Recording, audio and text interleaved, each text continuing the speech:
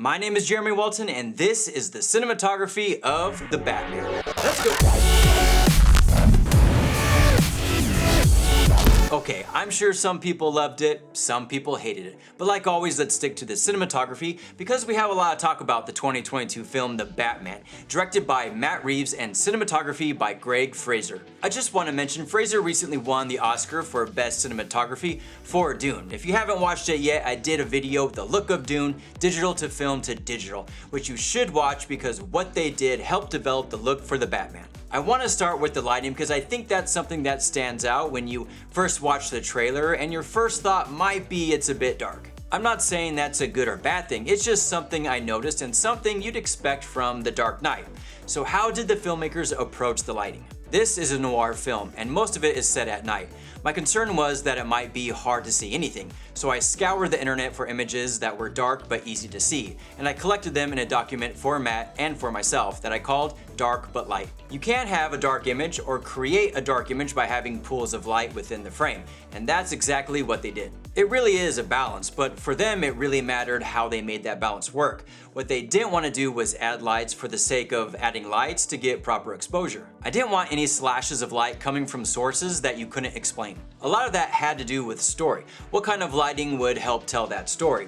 You can't just say film noir, that's too simple. Plus, production design, wardrobe like the bat suit are things to consider and you have to tweak the lighting for those variables. Because we had such a beautiful suit and such an amazing actor inside that suit, we did not want to underlight him or take too much away from those elements, but we also wanted him to remain an enigma. Fraser also spoke about the audience's perspective. I've talked about this before on this channel, how the average person doesn't understand resolution, dynamic range, lens choices, but there are things they're used to seeing and feeling.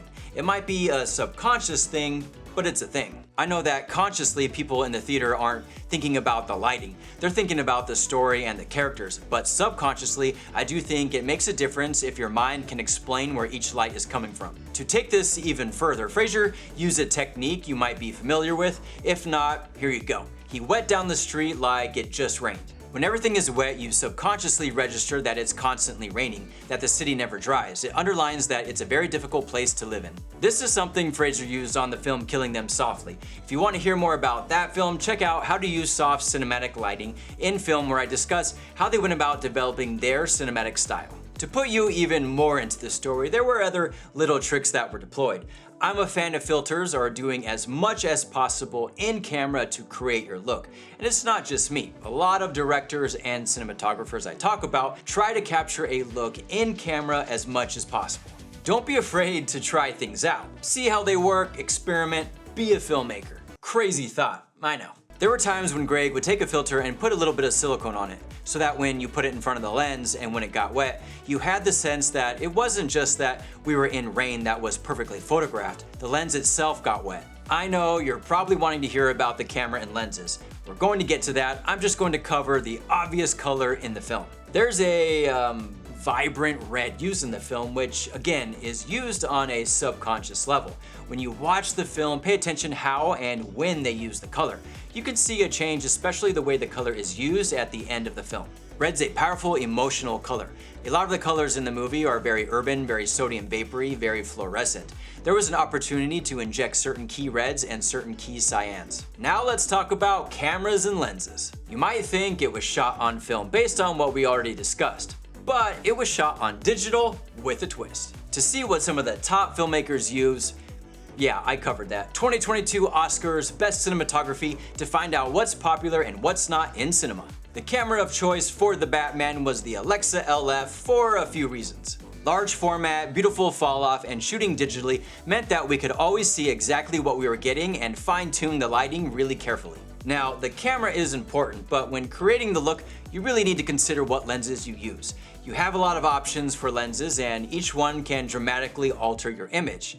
This is where things got interesting. We wanted to bring in this level of sort of texture and visceral grit and visual grit, and Greig deliberately sought out the most technically flawed anamorphic lenses you could possibly have. In order to dial in the look, they worked with Airy Rental, who built them custom designed anamorphic lenses.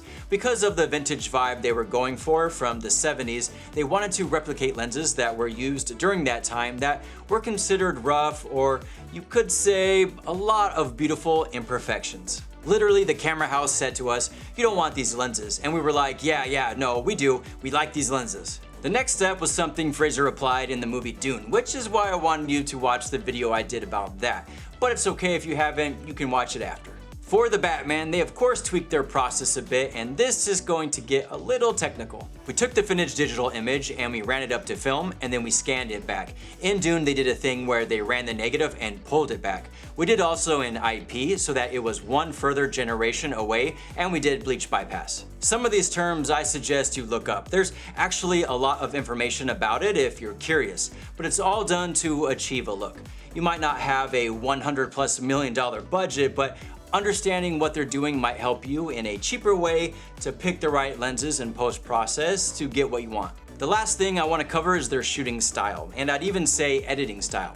How you shoot can affect the edit and vice versa. Remember, the choices you make impacts the story you're telling. We had such great sets, we had such great actors, it's such a great script. I would ask the question, why do you have to move the camera for no reason? If you're moving the camera for no good reason, I feel like you're doing all of your parts a disservice. We talked about what happens subconsciously for the audience. Well, let's continue with that. I believe, and this is if you want the gospel according to Greg, when an image comes up on screen, it takes you half a second subconsciously to work out where you are, what you are, who it is, and what you're doing. If you got edits that are 1 second long, then it's distracting you from actually telling the story properly. When you watch this film, pay attention how the camera moves or doesn't move. Even when the camera is technically moving, it's locked off. What does that mean, you ask? You can see the shots in the trailer, but using vehicles with a locked off shot really puts you in the scene. I've always been a fan of that, and the execution with the car chase was a ride. So I wanted the cameras to be mounted, everything a hard mount as much as it could be. The point of view is totally subjective and hard fixed to this vibrating beast of a car driving through visceral elements of dirt and rain. And you feel like you're sitting on that engine with him, and the car could come apart at any minute. I love mounting my camera to anything that moves, especially my car. I've done it a handful of times, interior, exterior, whatever works. I'll even bring it on a roller coaster to get the right POV. Not filmmaking advice. In the Batman, I'd say the camera moves with purpose. At times, even when the camera was moving slow or creeping forward, there was this emotional response, a kind of energy or build up to what was about to happen. I love stuff like that. What I love even more is how much Greg Fraser talks about story.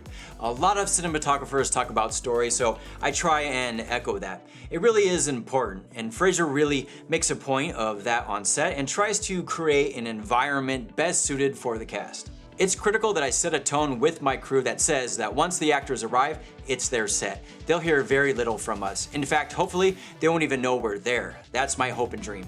All this stuff can really make a difference no matter what stage of your filmmaking career you're in. I remember being a kid and would have loved access to directors and cinematographers, and now we have so many articles and videos describing exactly what they did, their approach, equipment. The knowledge is available, it's out there, you just gotta look.